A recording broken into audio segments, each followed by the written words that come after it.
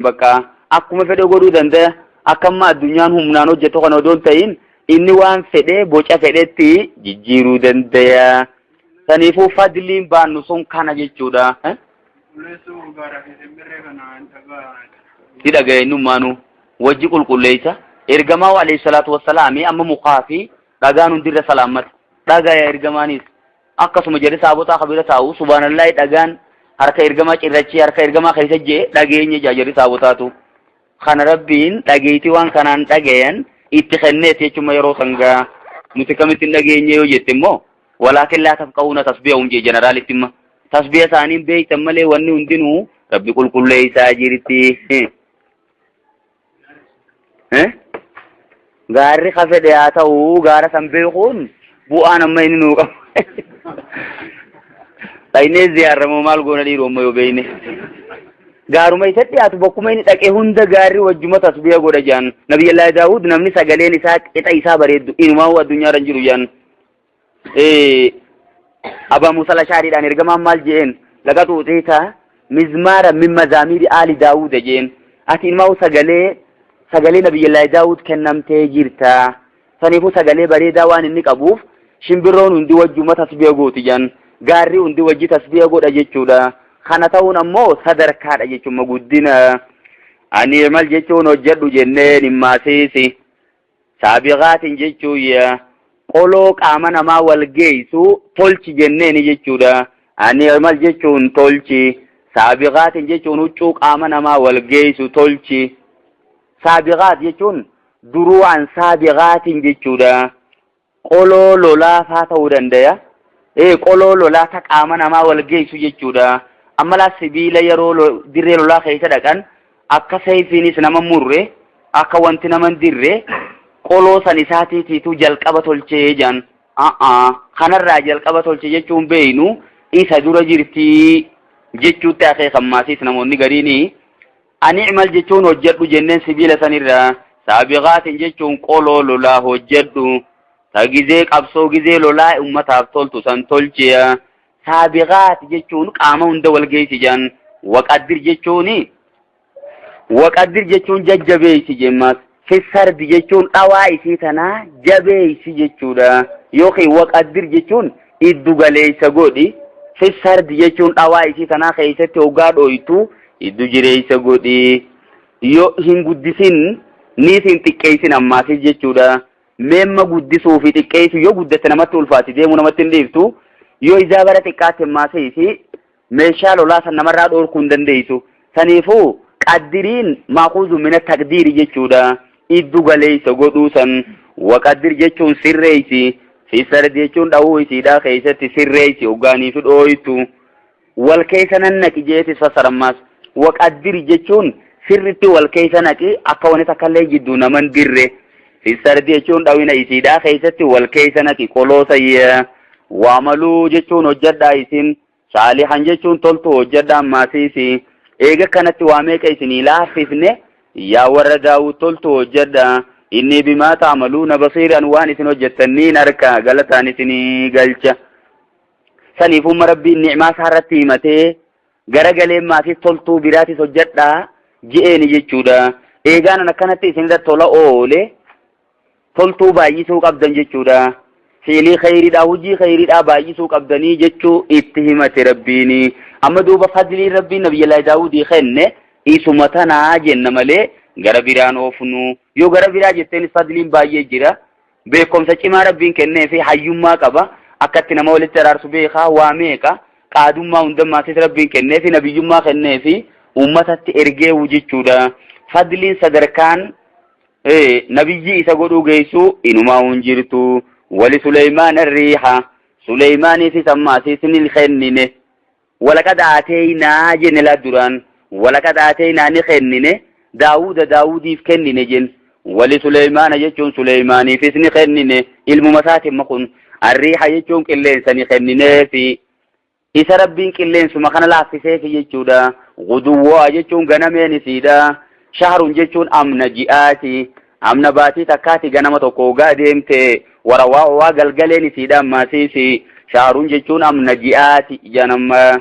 Saniifuu ganamuma tokko deemnaan ganamee takkatti amna namni ji'a guutuu deemu fixuu dandeessi jaan akkasuma maasii isii galgalee takkatti amna ji'a deemuu dandeessi jechuudha. Mimma fakkeenyaaf hoggaa laallee makiinaadha moo isiidhaatiitu irra fiiguu danda'a dhiiroo hoggaa laallee makiinaa nama fakkeenyaaf ganamee takkatti amna namni ji'a deemuu dandeessi. Ganamee hoggaaniif jenne sa'a jahan dura jechuudha.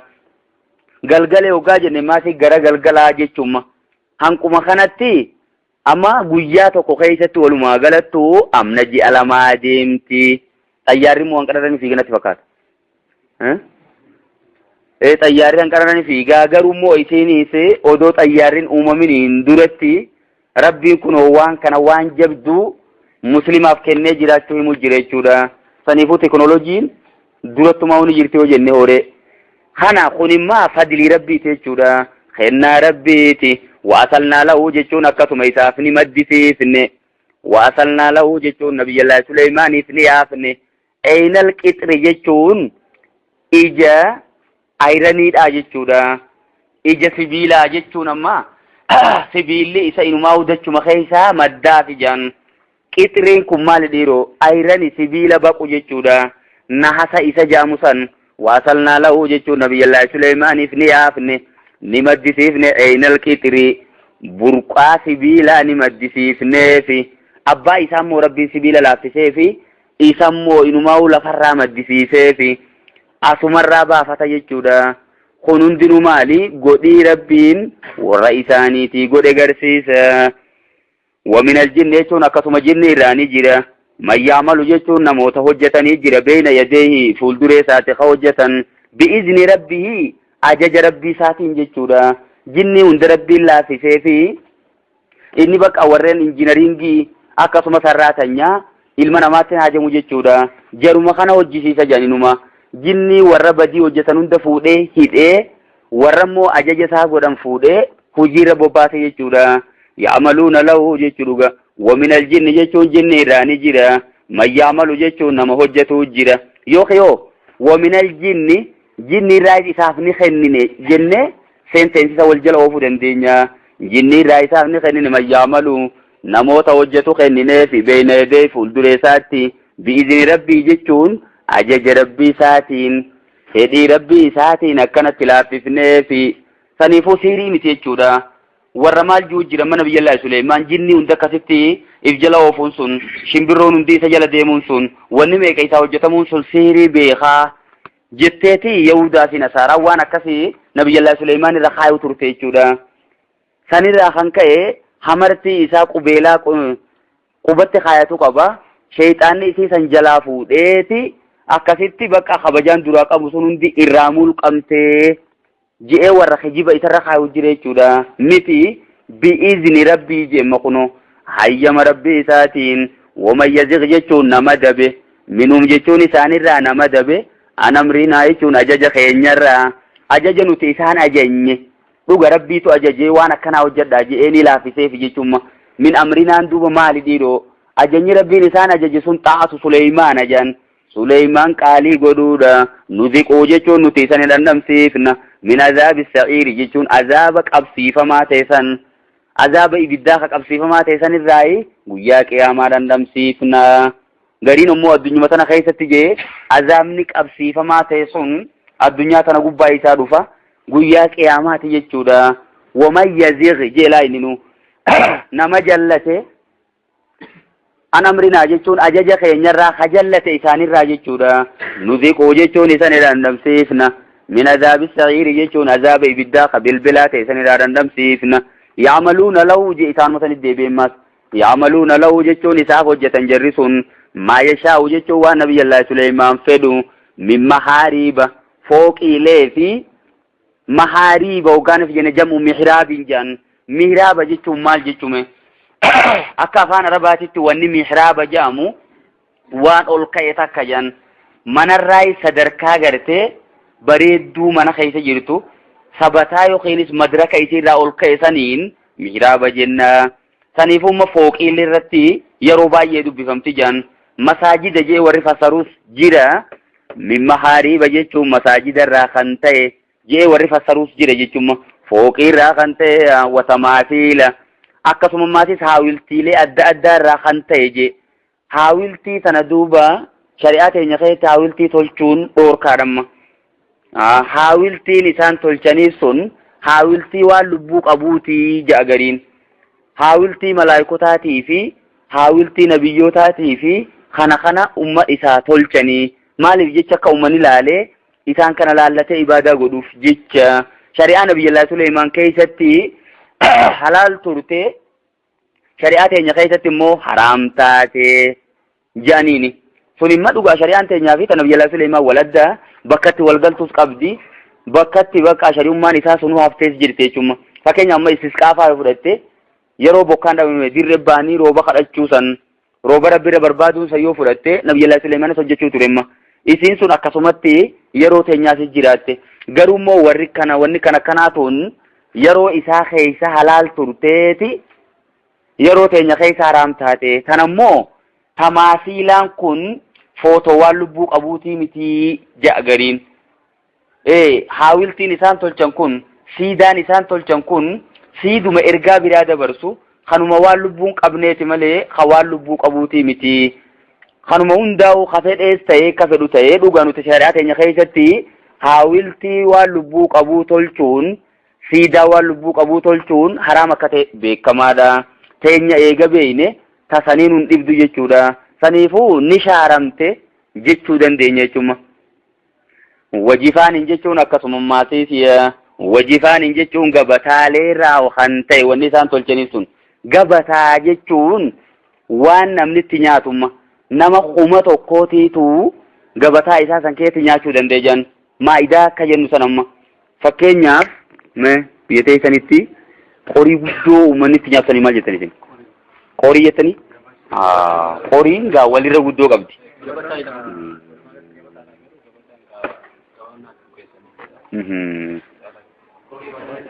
Kasimi gabataa eega ta'uun beekamte wajifaan jechuun gabataa kal jawaabii akka naanni gaarraa kan ta'e jechuudha. Gabataa akka haroo jechuun naanni ga'ugaaniif jenne bishaan dachii qottee bakka bishaan itti ciibsitu kanaan naanni jenna jechuudha.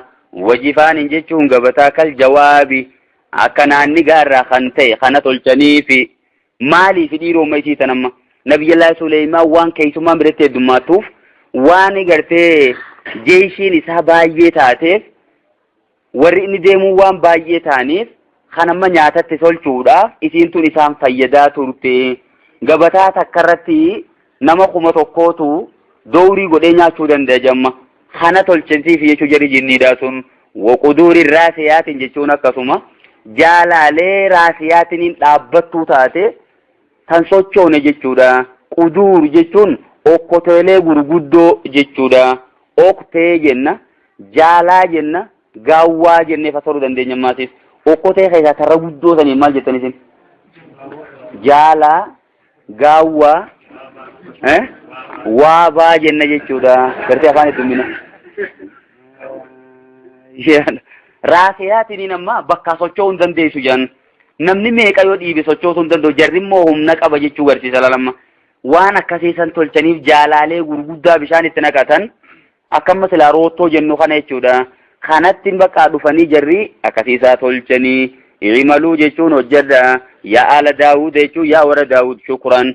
Shukrii hojjedhaa je galata rabbiif galchaa jechuudha. Amma shukriin edaanuu waan afaaniin jaan qofaa miti jechuun garsiisu rabbiin imaluu jeemma. Ajaja rabbii godhuunu rabbi waan isaan malle irraa qulqulleessuunu ibaadaa rabbii sirriitti hojjechuunu shukrii jedhamti jechuudha. Imaluu jechuun hojjedha ala Daawud yaa warra Daawud shukran jechuun shukrii hojjedha nuti godhii guddoo isinii goone waqaliilun wanni jeeniif maalima rabbiin waqaliilun jechuun waa xiqqoo min ibaadiya shakuuru gabroota khayyaraa warri nagala toonfatu waa xiqqoo jeemma. Saniifuu isin waa xiqqoo sanirraa ta'a jechuuf deema. Ala Daawud jechuun maatii Daawud walumaa galattu nabiyyi Suleymaan maalima? Nabiyyi Suleymaan keenyuti? Bakka gaaduboo walitti fidadhu gamma. Asiin warra isa jala deemu hunda haali yookaan jenne bar warra isatti amanee isa hordofu jechuudha. يا إلمان داود يا ور داود وردفو اعملوا جين مربين اعملوا جيشون وجدا على داود جيشو يا ور داود وجدا شكرا جيشون شكري وجدا وقليل جيشو واتيكو من عبادي الشكور قبرو تخيرا ورنا قلتهم فتواتيكو فلما قدينا أوغا مرتيسنو عليه جيشون ستة أوغا مرتيسنو الموتى دو أوغا مرتيسنو أوغا نبي الله سليمان دو ما دلهم جيشو وايسان إنكا چلچن جني سن على موتي جيشون دو سارتي إلا دابة الأرض إلا دابة الأرض ريرمو دچيد عمل جيشو دا ريرما وام مخانيا سني مال جتني سن توقون دا غنا في بونا بشان بكسان إركتي بشان نمجرا في إسين في الدي مخا خانرات دويته مخا خاناس نياچو دنديش مغوتو متو سنفو دابة جيشون إسيسان إنجي ملبو قبدي دابة جيشون وملبو قبو جيشو دا الأرضي نمو يروبا يدكي خيسا جراتي سنفا كان جيني إلا دابة الأراضي جيشون أراضي جيشون واوانياتو جيشو دا أراضي جيه كراتين أكسي كراتو جيتي راخنا فتاقو تي جيشو دم نياتو دكي سمالي جنة ما يتد أكسو مجانا ما شريلين أكسو جاني أما قالتا كما قوتي في جيشودا أما لان نبي الله سليمان يرو دوسان أكما أولي سارت كانت إركاتي أكما دوتي تلوفتي جيشودا دوئي سنيفو ما بقى إني جرسان داوتي دالالاني أركنما أكما واللبون كيسا جرتو فرطانيتي إسان هكون تبقى هجوم بوبان جيشودا هم بيني إسا خانا خيسا لبون باتي جرتين بيني ريرمون اتقديفتي أولي ساتنا نياتي جلاجيسيتي لفدوي hogaani lafa dha'u kana arkan jechuun maysaan taakulu jechuun ta nyaatu rirmoon suni min sa'a ta'uu jechuun ulee isaa ta nyaatu min sa'a jechi jiru kun afaan habashaatii jaagaa habashaatana mee min sa'a hogaa jenne mee afaan amaaraatti ulee maal jamti baako akkasiimi saniifuu min sa'a wajji walitti hin dhiyaatu jechuudha afaan Tigree qorannee hojii yaanime Tigree nu keessa jirtu gaa'e maal goonare taakulu jechuun nyaatti min sa'a ta'uu jechuun ulee isaa san jalaa nyaatti jechuudha ulee nyaateeti lafaan dhoyite achi booda arkan janamma falammaa karra jechuun hoggaa inni lafa dha'u tabayyanatil jinnu jechuun jinni inni beeyte alloo kaanuu yaalamuun alghayba jeemma rabbiin alloo kaanuu odoo taani jedhi jinni sun yaalamuun alghayba waan fagoo qabeekan odoo taani maala bisuu jechuun silaa waan tattaan fil azaabil muhiini qixaaxa nama salphisu san keessan ta'an jechuun saniifuu salphina san keessa jiraachuun isaanii غيبي بيخود أبو اتمولفت جني مولفت مو إلما نمات مولفت ديرو إلما نمات جي خفصرو جيرا مورا فصرو خيسا فلما خرج هو قايت إلا بدويتو تبينت الجن جني نمولت جيشودا مال تهودان اللو كانوا يعلمون الغيبان نمولت جيشوما اللو كانوا جملار مغدي خنا بدلو الاحتمال قونا تبينت جيشون ظهرت جيشودا نمولت الجن جيشون جنين نمولت اللو كانوا يعلمون الغيبة ودوان فقودا بيخني ما لبسوهن تتعنين جلا مولت ثم جني جلا في العذاب المهين جيشون عذاب نمتك كيسو خانا خيسا هنجراتني جيشون جلا مولت غيب بيخن جيشو علمنا ما سبباتني سيارك يوخي جني تفت بيخي جيشونيس ورفا سرجرا غرايوتو فسرو دندينيا قرآني وتفسيراتي خراباي يني خمو دندما نمنما ورما وابي خسيتو راي خومله اتوما لفا خافتي اران تنكنا جتي وانا غرتني فسري مله جرس دورو جنان خراسي غرسيبنان وماتي متركني جماعه جنيمو ها هاي ونو ربي نو ميمي نمني نو سواسني جلار كيچو جرابر جنين غيبي بيتي جچو يادو توري نمني دوران كسيمي دوبا odoo silaa waan qaybii beeytee azaaba cimaa san keessa azaaba isaan salphisan keessa hin teeysu edaa jinniin humaan beeytu jechuu ilmi namaa akkasitti arkee kan agarre arraas jirammoo azaabni sun hujii halkanii guyyaatti deemte hojjetu san kaa hay bar sarraatanyummaa kanuma hojjette mindaa fudhatte isin fakkaatti waa takka illee fudhatu ba nyaatumaa dhugaatii qofachii nyaatti malee waan takka akkanuma halkanii guyyaa bakka gimban nyaadha jechuudha maal nam tokko leen tuyineen maal jedhe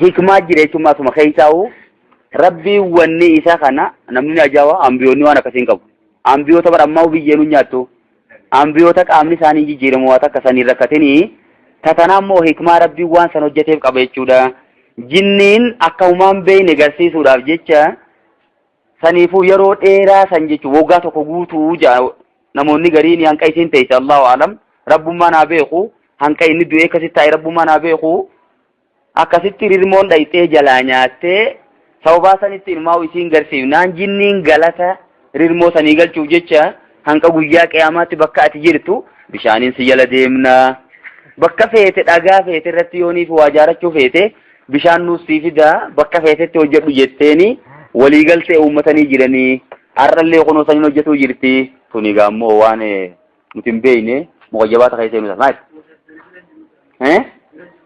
isa bira innummaanuu bar mootummaa irraa mootummaa nam tokkollee hin qabne qabaa beeyta saniifuu mootummaa hedduu jalan bu'an laalamma isumaa'u irraa fagoo jira jarrummaanuu hajinniinuu wallaalte wataadarri maal quba qabaa'ure waa takkan beeku jinniin ammoo halkanii guyyaa hojiin isaanii addan dhaabbanne jechuudha eegana agartee jinniin akkanuma ilma namaa taphachuu jirti malee waan gaybiidhaan beektuun gaafa san jalaa mul'atte jinniin bara waan feete jijjiiramuu dandeessi jinniin amma ilma namaa fakkaatu dandeessi beeladaa fakkaatu dandeessi jaldeessa fakkaatu dandeessi jawwee deebuu dandeessi waan adda addaa bakka muka kanas bira deebuu dandeessi meeshiin saniifuu jinniin yerumaa nu dura uummanni duratti baratu ture majlisa kitaaba fudhattee darasaa hojii baratu turte namni jinnii ta'uu isiin beeku eega isiin fuutee biyya geesse fa'a harka malee wanni immoo namarraa isii adda godhu ijji isii takeessaa tun akka naggadoodha jedhanasitti sanuma qofaan adda beekan malee amma Nawawiillee naasawa jinniin ilma namaa fuudhuu ni dandeessi fuuteen maasis irraa horuullee dandeessi namni jinni irraa fuudhee horuu danda'a dhiiru ni danda'a jasanii sammaasis Imaamun Nawawiin bakkatti qorate hin beekne kan danda'a namni jinniin fuutee biyya ifii geessise meeqaantamtu jira waan tuyxeetuma ilmo namaa kanaahu istaawwatu shayaaxiin hunjaa rabbiinu akka nama shayaaxiinni fuutee shayaaxiin jechuun bar jinni jechuma jinniin fuutee deemteeni jechuudha bakka silaa ifii jiraattu san aalama isaanii san keessa geessitee teessiftee akkasii galchitu jira ka torbaan faa teessitu jira ka ji'a faa teessitu jira hoggaa akkasii tursiiste garagaltee galataaf ammoo ka dawaa barsiiftu nama meeqaantami jira anuu nama akkasitti isiirraa baratee dawaa godhu beeka kan isiin fuutee ji'a guutuu teessifte beeka ka isiin fuutee eegana deebifte beeka ka isiin fuutee chumaan dhabamsiiftellees jira himan saniif maa jettee biyya kophaa qabdii odoon ta'in bakkuma nuti silaa garru tana isaan jiraachuu danda'an bakka gaaruma jennee waan nuti gaaran laallu kan amma isaan bakka sanarraa magaalaa qabaachuu danda'anii beeladaalee qabaachuu danda'anii mana adda addaa qabaachuu danda'anii kan ammoo nuti ilaalleen garru sangeessuun maal gooti waan tuyxuun qabdi jenisiin dandeettii sanii rabbiin kennee fi amala malaayikaanis fakkeenyaa jijjiiramuu dandeessi jinniinis jijjiiramuu dandeessi malaayikaa fi jinnii wanni adda godhu immoo jijjiirama keessatti jechuudha jinniin waan fokkattuu hizaabarra fokkattuutti jijjiiramuu dandeessi jedhan hay malaayikuma keessaa duuba kaasifatan qabu maasis numan jirure warri kana kiirii fi munkar kun warri nama sodaachisu kun jiraachuu danda'a jechuudha maa jetteet